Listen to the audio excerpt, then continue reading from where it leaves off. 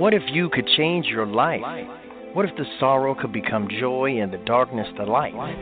What if you could heal not only yourself but those around you? Well, you can. This is Alchemy, and these are the Alchemy Sisters. Join psychic Jennie McDaniel and spiritual advisor Mandee Elam for a magical 1-hour journey into esoteric spiritual discussions.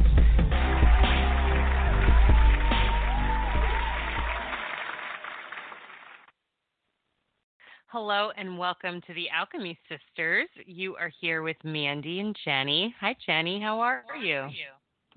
I'm doing pretty good. How about you, Mandee? I'm good. I'm excited to be here. I'm hearing a little bit of an echo. Is that gone now? It may be I'm there, excited but to it be may here with you. It's pretty rainy and stormy here in South Florida, so I've been feeling very grounded and charged up from that. How's it out there in Northern California? Well, it's beautiful. As you were talking, the sun came out even more. It's been a sunny day with a few clouds, but this beautiful Northern California sun I can't get enough of. It's going to get pretty warm in the next couple months up here, but right now it's perfect weather. Everything's green. All the wildflowers are out. It's magical. I love it. Signs of spring and that vibrant green when it comes in. It's so refreshing. I'm really excited for our guests tonight. For all of our listeners, if you enjoyed our intro, that was our good friend Drew Pillow, who is our guest tonight. Drew is a writer, a host, a producer, an emerging butterfly, as he self-describes, and he is responsible for really helping the Alchemy Sisters become what we are today, and we are so grateful for him. Welcome, Drew. How are you? What if you could change your life? That was me. That was me. It felt so good to hear me. I'm great. How are you guys doing tonight? Oh, so good. Congratulations. Drew just graduated and worked very hard to do that. Yes, I did. I did. What did you graduate with, Drew? What kind of degree?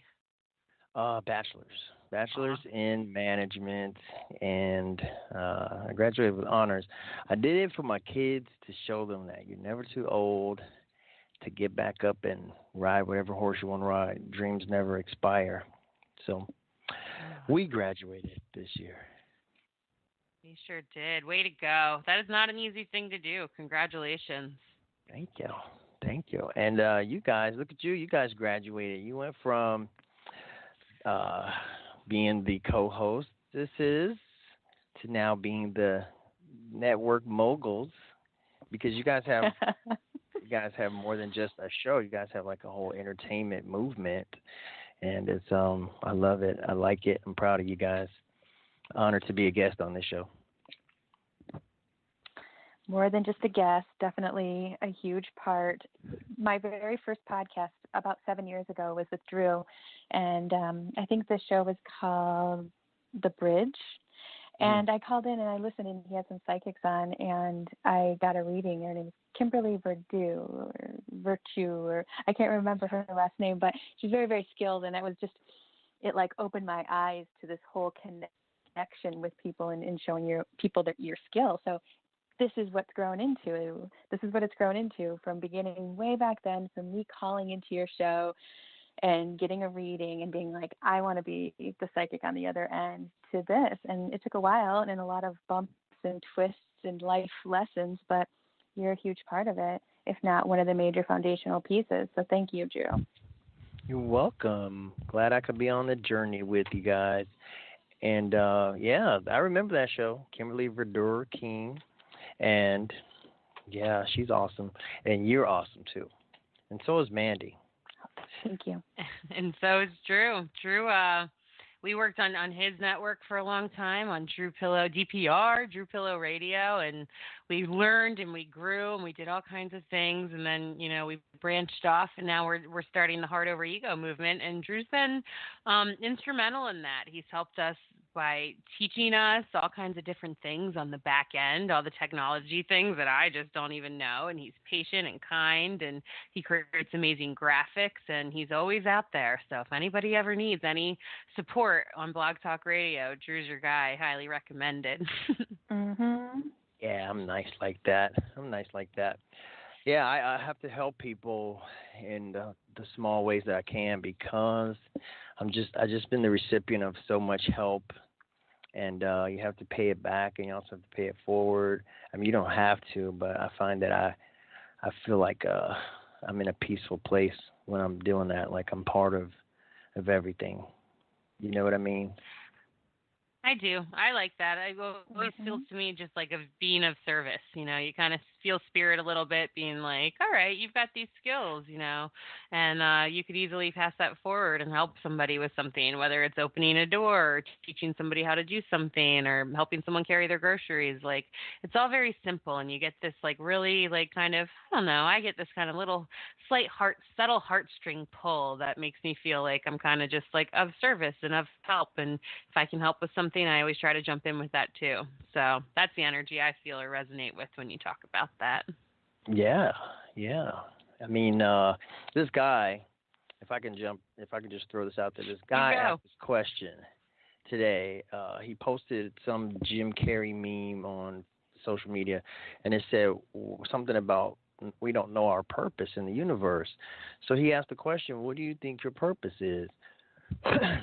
And I had to think a long time just to come up with some kind of basic answer, but I don't know the answer to that. Maybe you guys can enlighten me, but I think that it has something to do with us being aware of our connection to others, and being some type of force for good and help and kindness and whatever. What do you think about that question? I Uh-oh. think Oh. I Go thought I ahead, lost Jennie. you. got a little bit of an echo over here, but when I think about purpose, I think about passion. They are just sit right next to each other. So often when people come to me in my practice and say, "What's my purpose?" I'm like, "Well, it could be lots of things. Let's start with your passion." So I feel like those just go right hand in hand, and passion could change. You could be super passionate about one thing for several years, and then it switches up. So I think purpose is a shifting state. That makes sense. That makes a lot of sense to me too. I like that. And I think our purpose does evolve throughout our lives. Maybe we have Mm-hmm. several purposes. Maybe, part of our purpose is to be a parent for a while, and part of it's to be a teacher for a while, or part of it's just to hold space and learn things. Maybe we're meant to invent a cure to something. Maybe we're just meant to, help someone else from getting in trouble or getting hurt or something. Like, who knows? I think there's a lot of like kind of destiny and karma and possibilities that line up, and then it depends on our free will and the time of how things kind of play out. But I think there's a lot of opportunity for purpose, and I do really think it connects to your passion. And if you just allow it to evolve, and you follow your little heartstrings along the way and stay within alignment of your higher self, then you can't go wrong. Yeah, and I think that just I think that also sometimes your purpose can be the student or the child or the person who needs help. Hmm. Because then that assists other people in their purposes. Being on the flip side of that, my ego wants me to always be the giver and not the recipient, but sometimes I need to be the receiver, and I think that I'm always in a state of giving and receiving because I'm not that kind of self-sufficient yet. I don't know if I ever will be, but yeah, I think that's I think being a good taker and a good receiver. I used to be so poor with taking compliments. Somebody would say, "Hey, Drew, good job," and I'd say, "Your mom," and it's a joke. And I had to learn to be a gracious recipient of compliments and kindnesses and whatever. So, does that make sense? Oh yeah, Yeah, it's like gratitude definitely. 101. I think that. Go ahead. Sorry, I think, do I have a little bit of an echo going on? Now that's Jennie with the auto tune. Oh, gotcha. Because yeah, I've got a storm going on here too, so I didn't know. It kind of felt like I was underwater. I think it's yeah, it's kind of that giving and receiving is like a law of the universe, and so it has to be in sync and in balance, and you can't receive if you can't give. It has to all happen. You can't receive if you're not willing to accept gifts, and if you're not, and if you're not giving yourself. And so one of the simplest ways, which you talked about, Drew, is to accepting compliments, and not like, the kind of thing where it's like, oh, thank you, but I'm going to put the attention back on the other person. You see this a lot with like women, like, oh, I love your dress. Oh, thanks. I really appreciate it. Oh, it was only like $5 at Walmart. Your dress is so beautiful. And then it's like pushing the energy right back to the person who gave it, when instead, a simple practice that, if you're listening out there, you can start with is just receiving a compliment, and someone says, oh, you look nice, or great job on that today, and just saying, thank you, I appreciate it. And Drew was talking about how, it can make you uncomfortable at first, and it's not easy, but if you stick with it, the practice will work. Yes. Yes. Yes. So that's the good news. Is there an echo still? No, you're fine. Okay, cool. I think that people feel shame and guilt when they take a compliment. They feel like they should shy away and put the attention on someone else, as opposed to allowing it to fill them and make them feel comfortable and lovely. I think that we're, for some reason, our self-confidence or our self-worth won't drink that. It's like we're a desert. We're taught to only give compliments, and don't be egotistical, don't be a show-off, don't be cocky, whatever the wording is, which is basically dim your light. And then when people notice something that you've been dimming for a very long time, we feel shy, or sometimes even shameful or guilty, or whatever the feeling is. So I think it's a lot of solar plexus. I think that if we can, get into the kindergarten classes and have kids just even put their attention toward their solar plexus, I think that would really help beef up the absorption, so to speak, of these lovely compliments. I do the same thing. Oh, your outfit's cool. Oh, it was at a secondhand store and I got it for $6 or something, like it's to deflect that lovely feeling. That's something to look at, why we do that. Sorry, I'm coughing. Don't say it at all. I was going to let our listeners know, we are taking calls tonight if anybody does want to call in. And we do have a caller on the line. So at any point when Drew and Jennie, when you guys are ready, we can do that. And we have a whole list of things that we're going to chat about too. So what are you feeling like right now, Drew? Oh, well. Feel like giving some advice? Well, I'm going to say this.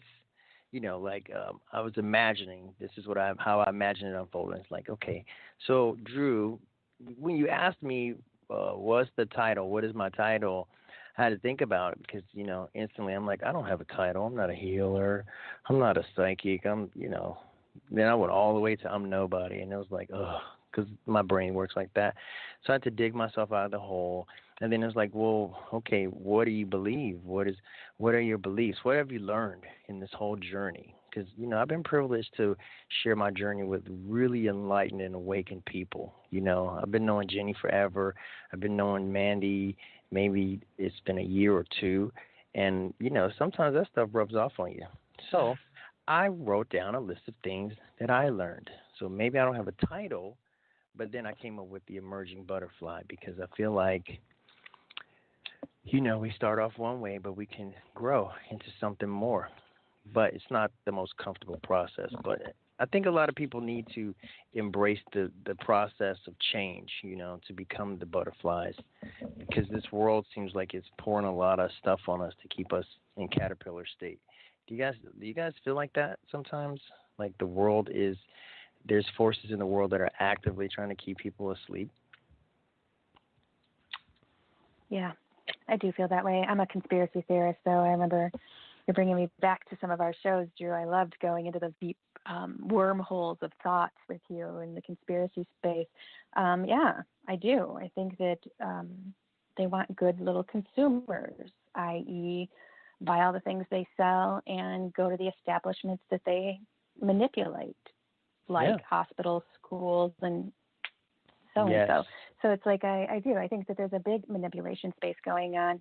And I think that when people become aware of it, they still have to somehow function inside that system, but they can function with the awareness and stepping back significantly. For example, I've been holistic for over 16 years.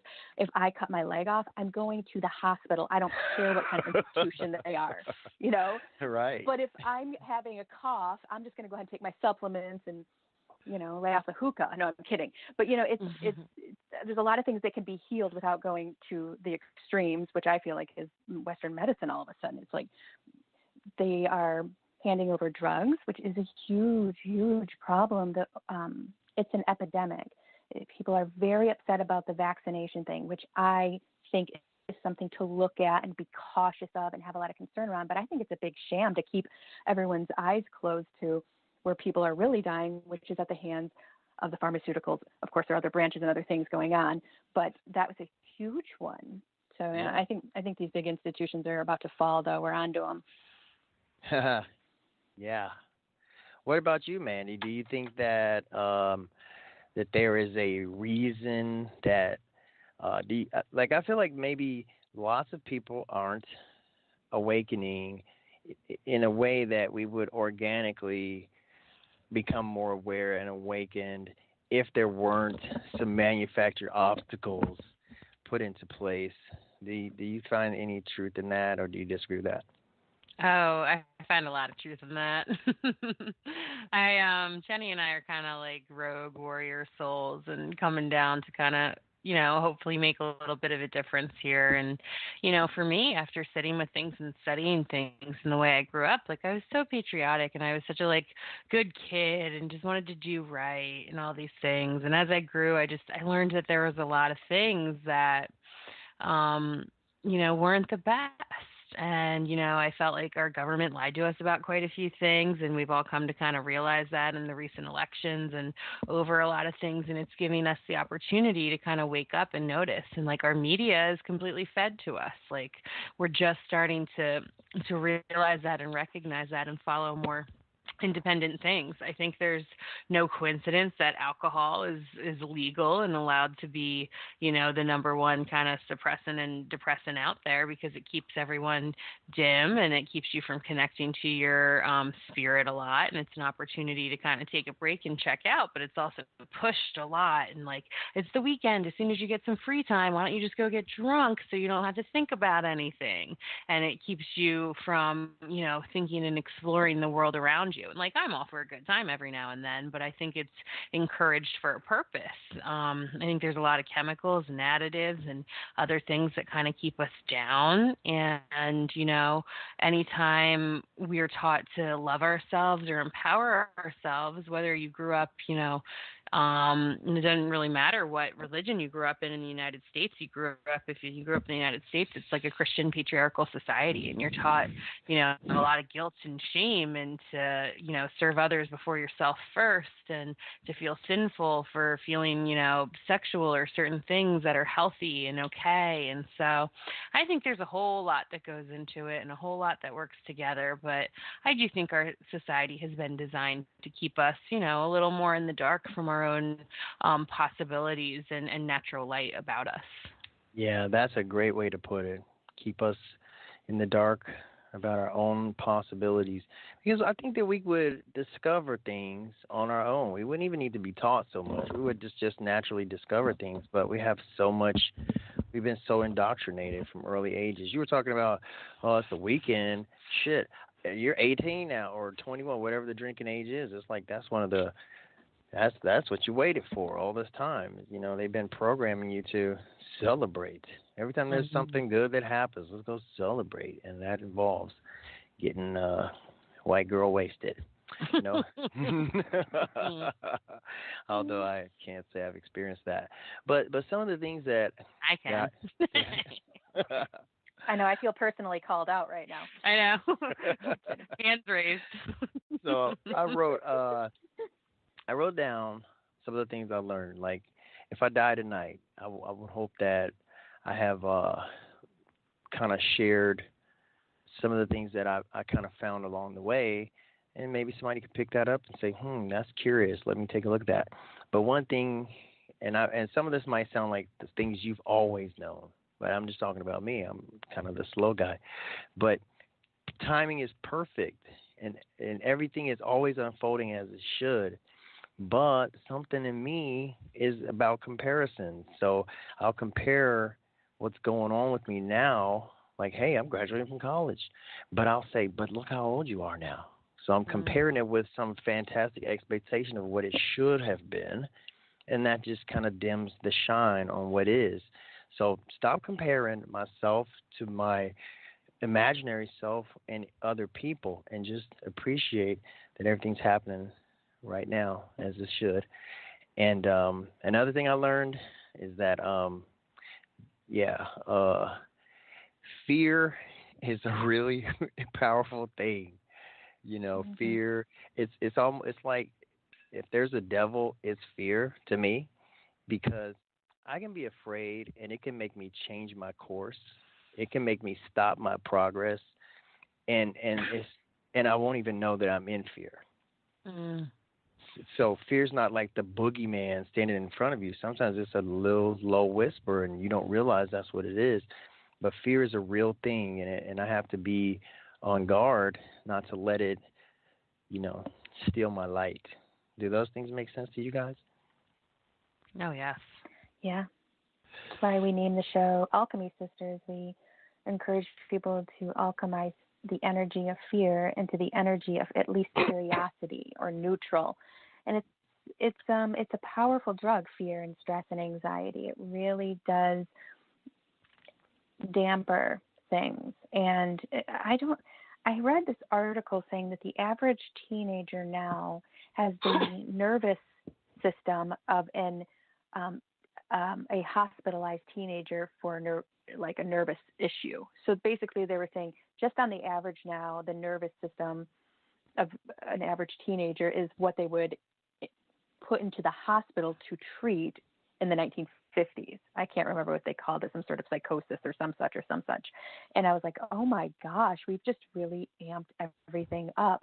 And there's a practice of healing called Ayurvedic healing, and it's Indian, Middle Eastern, and they talk about the nervous system as the base root of all health. And I'm slaughtering it. I'm sure there's some practitioners out there being like, no, we don't focus only on that. There's a lot of stuff going on, but from what I gathered from my healer in Boulder, Colorado, was they really do focus on the nervous system. And when I look at energetically, psychically, people's issues that they're dealing with, I see their adrenals and their nervous systems just tweaked. It's very uncommon for me to come across someone whose nervous system is wildly relaxed and their adrenals are fine. It's just because this planet is so revved up, and I think that's what happens before things crack and break and change, which, like Mandee said, if you incarnated, if you're here, if you're listening to this, if you're here on the planet, even if you're not listening to this, you incarnated here for a particular reason, and that is to be the generations that are here when the biggest change on the planet happens, which is what we're basing our whole network on, is this heart over ego feeling, bringing more heart to the planet than ego. And when we have conversations like this, it opens space. The philosophers back in the day, they were not just being super heady and probably drunk, they were really getting people's minds to open up. And I love doing that. It's part of what we're doing here, building the network. And of course, Drew, master philosophizer. If you're friends with him on Facebook, you should look at his posts. He's got lots of questions going. I like how you interact with your people there. Yeah, me too. We were camping this weekend, and I asked a question, and everybody jumped in like, oh, this. And then somebody said, what do you think? I said, I don't tell you what I think. I just ask the questions. Like, you're not going to attack me. I just ask questions because that's the point. It's like you thought, whether you agree or disagree or whether we see eye to eye. As long as you think, at least there's a chance that we'll all end up in the same place. Because this is a lot more challenging than it seems. It seems real simple, but I think there's stuff going on that's just working. The forces are like really complicated and very, intelligent. So we have to start thinking and questioning things, Yeah. so that Tell we us can more see about it. that, Drew. You asked us that question. What are you seeing and feeling out there for that? Yeah, I think the empire can't last forever. I think that, I think that whatever you believe is what you'll see. So if you look, you'll see. If you look and you see a lot of chaos and violence and despair, then you got to shift what's going on inside of you, because there's just as much positivity and love and growth going on. So I think, I choose to see the latter, because looking at the former, although it's reality, it's just so depressing, and it just will suck all your energy out of you. So I acknowledge it, but I just don't want to look at it, in terms of just being focused into it, where I'm absorbed. It's too strong. Have you ever looked at bad stuff, like get on a roll watching bad YouTube videos, and then you just feel sick? You guys probably don't do that kind of, masochistic stuff, but I do. And it's like, why am I watching this? It's making me sad and angry, and it's like I just can't look. So, but you mentioned something, and it made me think of something else that's on my list of things I've learned, or my beliefs, is that the trap, part of what keeps people stuck in the trap is that I call it a logic trap, where everything has to make sense. So, in early indoctrination, the educational process, they teach us what's right and what's wrong. If you say this word or this sentence or give this answer, then you're correct. Otherwise, you're wrong. So they set the rules of logic, and then you grow up and you're trying to make everything fit within that scheme. Everything has to make sense based on this logic that you've been taught. And I make it and with that just breeds closed-mindedness. So when somebody says, hey, I know a person who can connect with your energy and help you talk to somebody who died, they're like, get out of here, because that doesn't fit within the rules that they've been taught. So people have to go all the way back, and question everything, really be open-minded. And if you didn't try it yourself, then try it yourself. Then you'll know. Because you can't just believe. I'm surprised how many people just believe everything that they've been told, and they never question anything. Like, I don't really believe the earth is flat, because I have no way of knowing, but I'm willing to entertain it, because it makes just as much sense as the world being round. I have no way of knowing if either is true. But I get a lot of shit or stuff. Can you say shit on this show? Oh, yeah. Well, shit, I said it. So I catch a lot of flack, because I promote the kind of thought that you have to consider that maybe the earth is flat. Maybe there are, people living inside the planet. Maybe people can, do psychic things and do mediumship things and do energy, what do you call it when you heal people, like Reiki and prana and things like that. Maybe that is real. But you won't know if you don't open up and give it a try. I'm glad I did, because my mind has been blown. Now I try not to have boundaries on my thinking. So that was the longest answer in the world.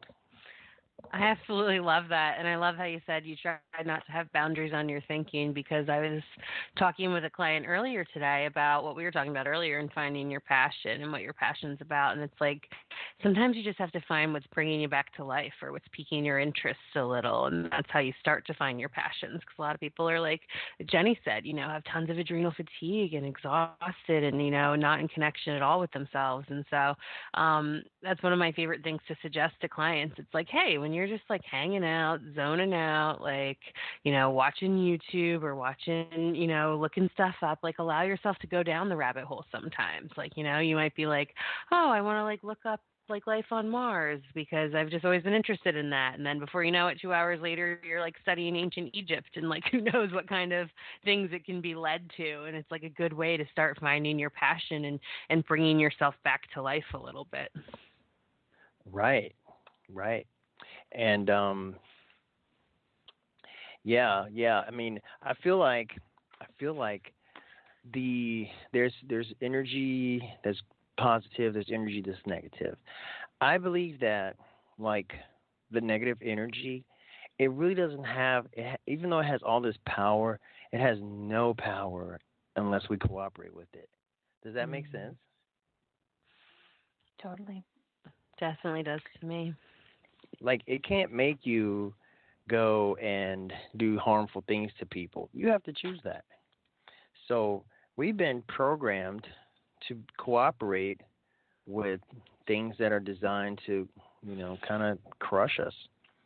I think that goes back to that whole fear thing and how much fear can control and inhibit, and keep people from doing things. And it's funny because in my experiences, there's a big difference between fear from anxiety from my head and my mind, and then like actual innate, like integral sacral kind of fear, like fight or flight, something dangerous is coming.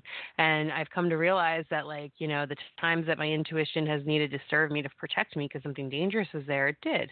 And then all the other times, when I started becoming more mindful that I was feeling fear, I realized that if I faced my fear, there was often great reward on the other side of it. And it's just like this really powerful force that you were referring to, Drew.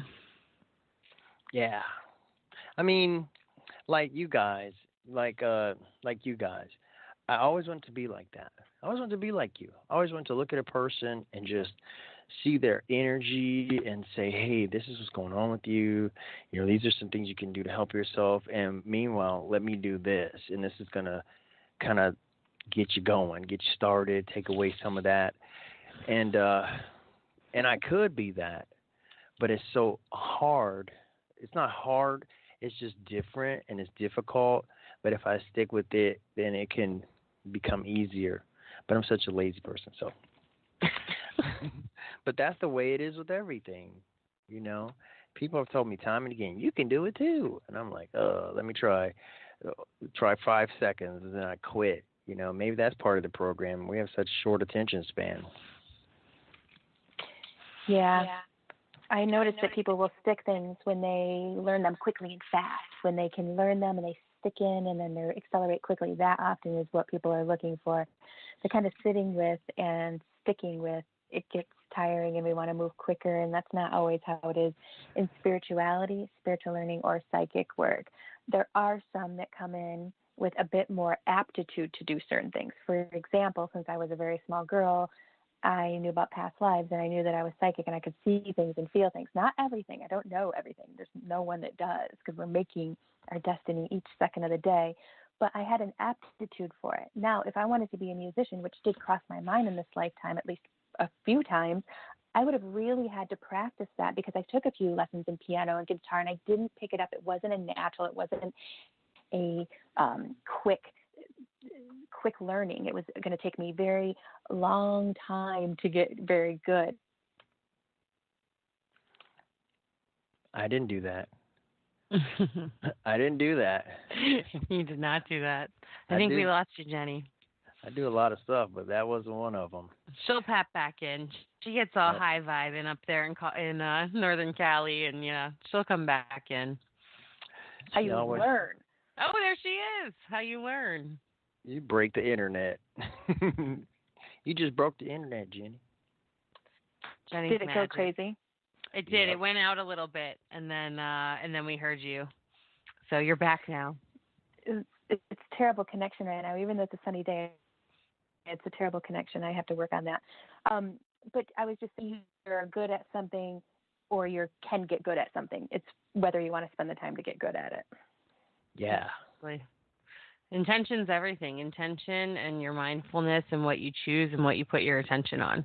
And that's the thing, there's some things like Jennie talked about, like I tried to learn an instrument too, and it didn't come like the most natural, but the readings and stuff and studying energy came more naturally to me. But it was something I also had to really set time for and start becoming devoted to. There's kind of this devotional piece with manifestation and like giving things time to percolate and not, doing it on your own timeline and allowing the universe to gift it to you, when you've earned it and when you're ready. Yeah. And maybe passion plays a part too, because when you really feel it, when it's something that you're really feeling, it's almost like it's not work. It's just, pleasure. People ask me, how can I learned how to fix computers. I'm like a computer repair guy, but I never went to school for it. I just took broken computers and started working on them, and then boom, now I can sit and do it for hours But somebody else might say, "Oh, this sucks." But it's it's about what floats your boat, I guess. What gets you going. Absolutely. I love doing graphic arts too, like making artwork. I like that. Those are my passions. They are. You're so good at them. Now I feel like I have an echo. Maybe it's going away. Anyway, if you're just tuning in, you're here with the Alchemy Sisters here on Heart Over Ego Radio. You can find us on Facebook.com/The Alchemy Sisters, as well as Heart Over Ego Radio. If you're interested in readings with Jennie or Mandee, you can find us on our website, which is alchemyascensionacademy.com. And we love interacting. So reach out to us on Facebook. Give us a call. If you want to call in tonight, we are going to take a few callers. The call-in number is 323-642-1188.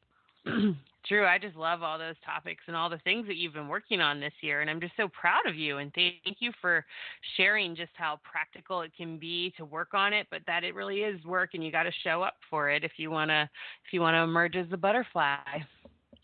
Yeah. Another thing that I wrote down that I found to be a kind of a stumbling block is that it's easy to be spiritual and kind and operate on principles until I'm challenged. Like say there's a hate group that's going to have a rally in the town next to mine in about a week, right?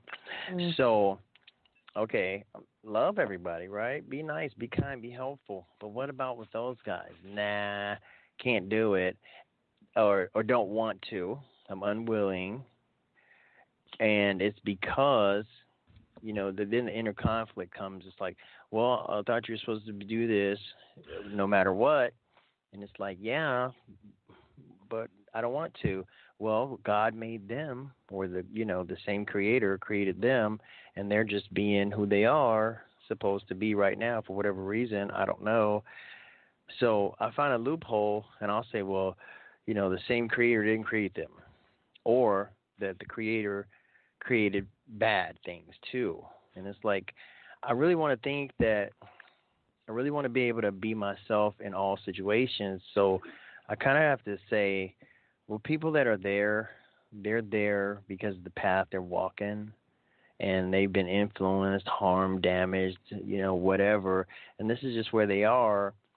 And that's independent of me. I don't have to change who I am based on who I encounter.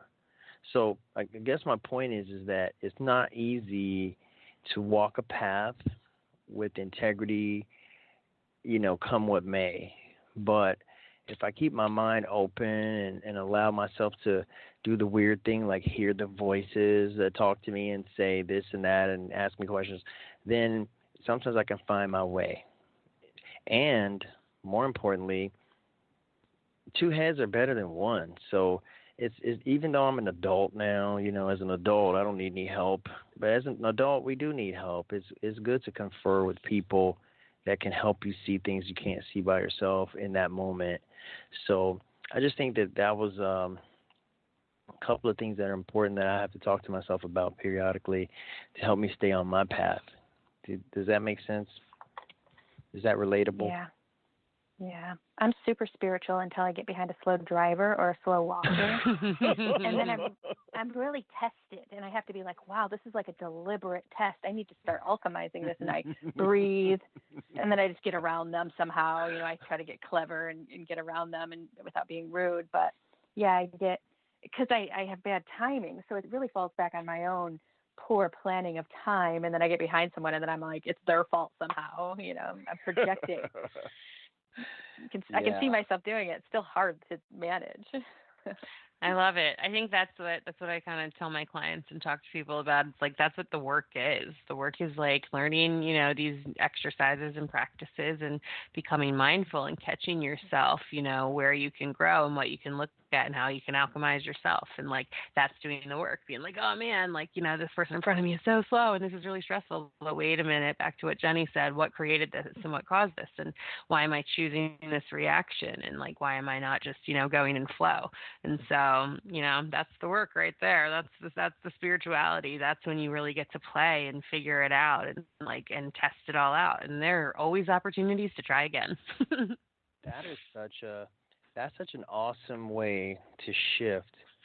Just the shift in perspective, instead of saying, you know, why is this happening to me? You know, recognize that this is, hey, look at this great opportunity for me to practice and get better. And just changing the way I look at things changes things a lot. My thing is, when I'm in traffic and somebody is driving crazy, like either running up behind me or, you know, just zipping through, I just look at them and say, that person probably has to use the bathroom so bad. And it takes the anger out, because before doing that, I made it personal. Like, this person's trying to kill me. So now I'm justifiably crazy too. But yeah, it's changing the way I look at things and making fun. It's okay to make fun, because that's like alchemizing, using humor to alchemize from one state to another. So yeah, we try to get a new perspective, a better perspective on things. See, when I listen to you talk, Mandee, I'm like, oh, listen to this. It's so much education, and so, you know, you have so much skill. You understand the techniques, and you teach people, and you counsel people. You show people the way. You know, then you got people like me. I learned by running my head into walls and say, hey, that's a wall. Okay, we're not going to hit that one again. And so, well, we don't have to. We can always lean on people who've already walked the path and have answers. So it's beautiful for you to be here. Thank you. And, you know, it's just something it's all trial and error. And I learned these things from sitting in that place and trying to figure it out. And like, driving can be one of the best opportunities to do that. And you can use the universe to like learn how to build trust and be like, you know, I always thank my angels, archangels, spirit guides for protecting me, you know, and for the universe protecting me. And so as I'm leaving my house, I'll like ask them to protect my house and keep my dogs feeling safe and happy and loved. And then I'll say, you know, can you help me with traffic? Can you surround me with only good drivers? Can you help this to be a good experience? I think I learned that from reading a Louise Hay book a long time ago. And man, it works. Like, I like never have issues in traffic anymore. And if I do, it's something like right in front of me or like a little bit of ways where like I had plenty of time to react, and I'm like, whoa, glad I dodged that energy, you know, or like if I get stopped, it's like for a reason, and I'm like totally right on time, and it's like not a problem. And so it gives you an opportunity to also like learn how to trust yourself more and build trust with the universe and let things be as well. I think driving is just like a huge spiritual tool. Yeah. Yeah, and all these things that happen to us are really kind of reflections of what's going on within us, you know? Like the fact that I'm behind this slow car and I'm mad, but really I'm behind this slow car mad because I'm running late. I need to get my timeliness a little bit more in order. When I drive so slow because I ain't in no hurry. I'm always early. That is nice. Because I'm old. Old people are always early. We don't have nothing else to do. Sure. Oh man, we do have a caller, you guys. You ready to take them? And they've been holding for about 10 minutes, so I'd love to get to this caller. Sure. Awesome.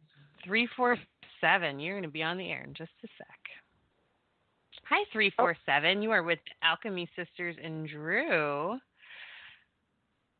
How are you tonight? Hi, I'm fine. Thank you for taking my call. My name is Katie.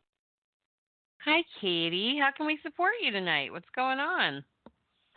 I am thinking, I want to heal and I want to change. And I've been trying different techniques. And I'm just really wondering what's going to truly help me. So I guess I have I keep meeting men that are unavailable. And I'm guessing it's linked to my dad. And I felt abandoned from childhood, or maybe my mom abandoned me too, but I just want to release it, and I've been trying for years, but I don't know how. Yeah. Do you want me to start this one off, Mandee? Yeah, go ahead. Hey, Katie, thanks for calling in. This is Jennie. I was taking a look at the energy. You're welcome. And what we're instantly doing is you got spirit guides, you got all kinds of energy around you, putting energy into your solar plexus. So everybody that's on the line, everybody that's listening, including you, Katie, put some attention towards your solar plexus, which is the center of your stomach. That's a yellow chakra. So what your spirit guides want you to know is they hear your interest to, find the thing that's going to make the most difference. But what they're saying is it's going to be many things, and that's going to change. So if we can change the perspective that there's one thing that's going to do it, then we're going to be able to open it up a little bit more to allow many avenues to come in. So what they're saying is, as of now, what has been helpful for you? Meditation? What have you looked at so far? I've done theta healing. I do chakra. I did Kundalini yoga. I've done there's this other thing, kind of like I'm reading. I did EFT, but it's another thing like I don't know. It's called kinesiology or like muscle testing. Yeah, and all of that. I love that. Like some meridian. I work for forgiveness. I do that all the time. Or I used to do it all the time. I've tried a lot of different things. I tried energy healers, and I paid all types of money, and they give me a meditation and say, give this energy back to your parents, and I have, and a thing has changed. Because, well, they want you to also know, and they're saying, congratulations, that's wonderful. Thanks for showing everyone how much effort you've been putting in. They want to go into one thing. Getting those sessions done can be very expensive. The reason I know is because I work in the field and I know what some of my coworkers are charging. They're saying it's going to be more of an inward reflection. Yes, you can reach out and get assistance, but it's just that. That's not necessarily doing all the work. So they're saying thanks for trying different things, reaching out, feeling what feels good to you, but what's going to be the thing that carries you furthest is you utilizing those techniques and then finding your own way. It's kind of like going to a physical therapist. They can show you how to fix your hip, but they can't fix it for you because it's a process in which you then take somewhere else and do. So it's more of that. So find what you're kind of into these days, get a book or read about it online and start to really decipher and detect and look into what is this energy? What am I most interested in? Because they're showing more of a research energy than paying $500 to get some energy sessions that you felt great and it was awesome, but then it's not affordable to keep that up. So it's more like teaching yourself because you're a natural healer too. But they want you to know one thing. It's not just this lifetime. So it's easy to say, I have abandonment issues, hence I have issues with unavailable men. That's a piece of it. The bigger portion is it's a karma that you came into this life with to dissect layer by layer. So they're saying there's a pattern of having abandonment in your past life, which makes it way more intense this lifetime. So it's going to be just as equally difficult to unlayer, to detect, to decipher. So they're saying it will be lifetimes of healing, and it just depends on how much you can get done in this lifetime. And that usually entails going with the flow, feeling the energy, not expecting it to look a certain way, doing the internal work as well as getting the assistance of healers on the flip side. They're saying you're doing a good job. Do more that's affordable, such as if your physical body was painful, you can't afford a massage every day, do stretching at home. If your spiritual body needs help and you can't afford to see a healer every day, start looking into it and doing the practices at home and digging. You'll do great. Just keep going. Thank you. I mean, this has been a long journey, and I'm just like, I'm going to never be in a relationship if I keep beating out of those. Oh, I got you, girl. We're going to get to that part next. I got you. Yeah. This is Mandee. And Katie, you're awesome. I feel your energy. You have such goddess energy, and it's beautiful. And I pulled goddess cards for you to kind of take a look at this. And you chose this journey in this lifetime to intimately study this pattern, and to really fully love and accept yourself no matter the circumstances, and to really learn unconditional love and forgiveness. And you're working very hard on that.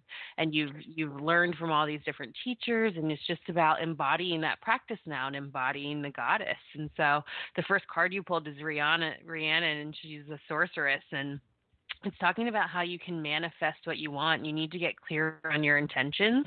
And that was paired with Bridget, which is don't back down. And so, like, what I'm seeing, the angels are showing me that, it's time to really get clear on your boundaries too. It's like, okay, like I learned that I've attracted these guys. I've learned that they're not good for me. So, okay, great. Thank you for those lessons. Thank you for growing me. Now let me get clear on what it is I do accept, and then those are the only things I'm going to start attracting from now on, because I'm a master manifester. So I want someone who's kind and generous or healthy or not an addict or whatever it is you've dealt with before, and that you truly deserve. And they want you to know that, you've come really far, and it's time, you pulled Mother Mary, to expect a miracle and have faith that, your higher self and your angel team and your guides do have your back. And a lot of things have been done for your protection as well as your growth. So be really patient. And with your personal life, you pulled, there's just two more cards, Green Tara, which is all about asking others for help and delegating. You tend to be an empath. You are an empath, clearly, and you know that. And you tend to jump in, and help everybody else, before yourself. And it's time to say, I can help you a little bit, but I can't give from an empty well, and I got to focus on me first.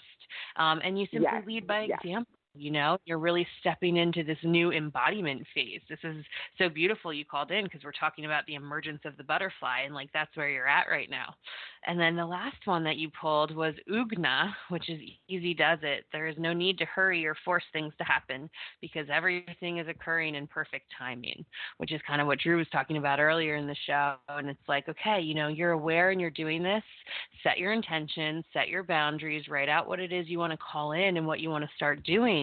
And then, allow the universe to assist you instead of forcing it to happen. And you'll know your flags. They're showing that, you have maybe one or two more relationships coming that'll give you a little bit of a test and saying, ooh, you're a sweet person and I'm a good person, but we're just not in alignment right now. And I wish you the very best, and sticking to those boundaries. And then you'll get your reward of the partner that you truly deserve. It's coming. Thank you. Yeah, I need boundaries with everyone, not just people I'm dating. Yep. Everybody. That's why Green Tara came in for that. Can I say something real quick? Yes. Okay. So basically there's stuff that I have to do, and I don't have to understand it, and I don't have to want to do it, but I have to do it. And because I mentor guys, this is what I do. And I tell them, hey, this is, if you want to get from here to here, this is a path that I follow. This is a path that the person who mentored me followed, and this will guarantee get you here. Now, we can talk about it, and you can try to understand it, and you can try to manipulate it and make it kind of, you kind of change it into what you want to do. You can do whatever you like, but if you want to get from here to here, you need to do these things.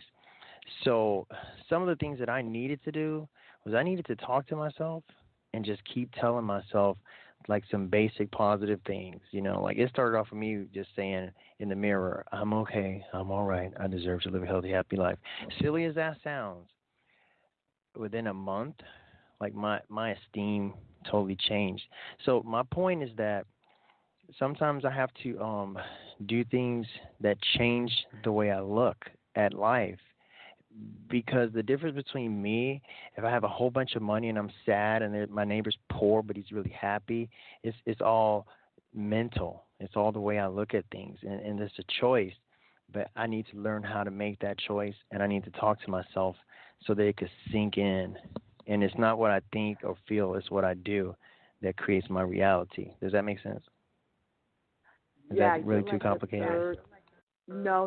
I spoke to my aunt and a friend of mine, and they both said that I should say affirmations and claim what I want. And I was like, I don't really do that. But you're the third person to mention it to me, probably within a week. Oh, there's your confirmation, sister. Yeah, so and do that.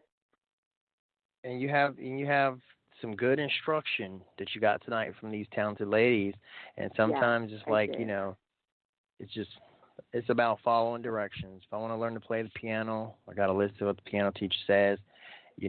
Something inside of me will say, oh, I don't need to do that, but I can't listen to that voice because look at where it's gotten me so far. So if I want to do something, if I want to become something different, I got to do something different.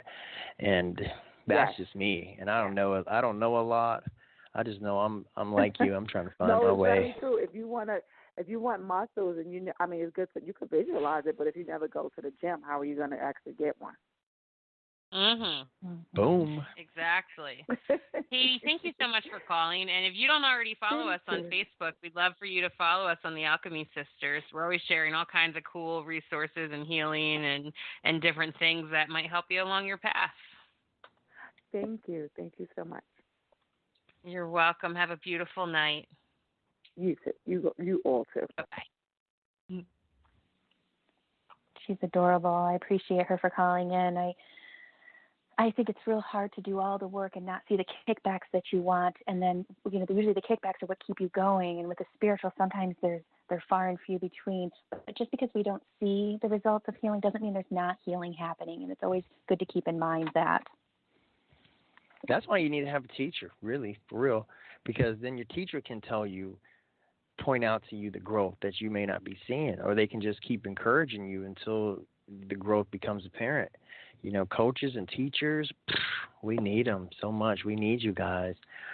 The world needs you more than the world probably lets on. People don't even know how much they need you. I was thinking about that earlier today, and I go by spiritual advisor right now, but it just doesn't resonate with me a ton. And I was like, I feel more like a spiritual teacher these days. And so you've said that several times tonight, and I think I'm going to start shifting to that right now because that's what I like to do the most. I just like to share my experiences and what might have worked for me and share tools and resources and hope it might help another person. Mm-hmm. Yeah. Yeah, so it's been such a great show. You guys are the mostest and the awesomest, and I love what you're doing. And if peace and love were money, you guys would be quadrillionaires. But now it's 4 minutes left on the show, so I'm just going to float back so you guys can say the things you do and do the things you do. Thank you, Drew. You're the bomb. Yeah, Drew. It's been a blast from the past. I love reminiscing and doing some live callers with you. I appreciate you. We appreciate everyone for listening. Tune in every Monday, 3 p.m. Pacific Standard Time. That's 6 p.m. Eastern Standard Time. We are the Alchemy Sisters, Mandee, Elam, and I'm Jennie McDaniel. And we're in the next few weeks going to start launching show by show for our new network. The newest one is Womb Magic, and that's Mondays. Mandee, is that 8:30 in the morning Eastern? Yeah, it's Womb Magic with me and Heidi Summers, and it's on Friday mornings at 9:30 a.m. Eastern, 8:30 Central, and 6:30 Pacific in the morning. But there's always a replay, and you can follow us on Alchemy Sisters Facebook or on Womb Magic Movement on Facebook for replays of those shows, which are also on Spreaker, which Jennie will tell you a little bit more about. Yes, and we are on some large podcast apps. You can find us on Spreaker. We're, if not already, going to be on iHeartRadio. I'm pretty sure we're showing up on iTunes and TuneIn. So find us on those apps. There's more to come. Follow, give us a little comment. Let us know how we're doing. We appreciate you for listening. Both of you, I love you both. It's been a fun time. Drew will have to get you on regularly so you can speak your truth and speak your wisdom.